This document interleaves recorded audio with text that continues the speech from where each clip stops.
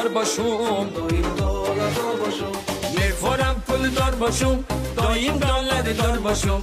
این سرود بابای فیض و میخائیل شهادت به جیب نماینده های شو بیزنس تاجیک هم کارگر شدن بحران مالی است.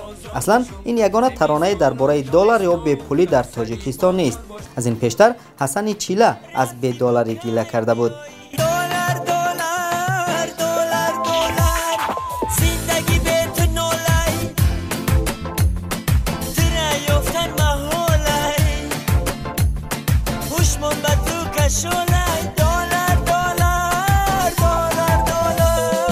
قصه بحران یا کریزیس در شو بیزنس تاجیک موضوع نو هم نیست. 5 سال قبل وقتی مثل امروز جهان در گرداب بحران مالی درمانده بود، گروه عرب شاه هم نالیش‌های سر داد.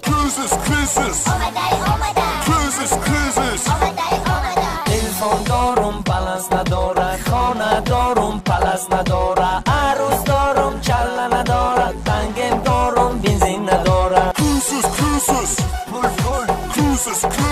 دلار یورو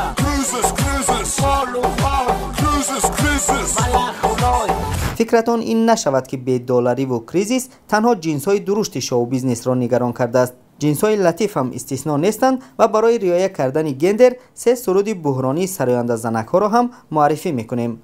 نخست نوبت از انیسه که با سرود معروف آذری درد دل می‌کند.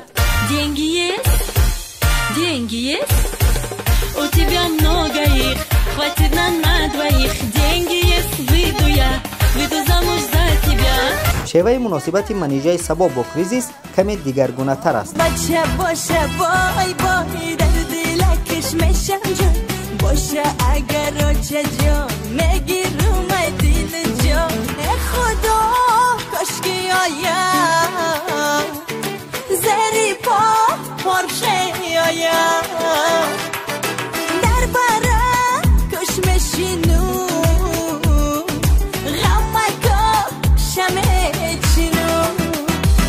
اما حالا ببینیم که جمیله در پیشروی کریزیس چی میکند.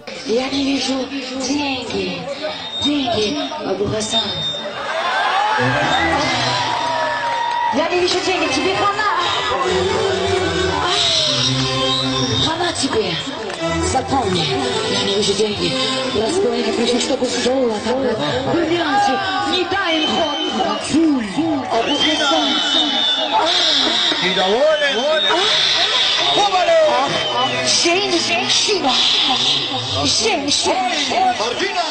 Женщина. با امید رهایی هرچه زودتر از بحران مالی و $3 شدن بابای فیض و کلی سراینده‌های دیگر با شما خداحافظی میکنیم.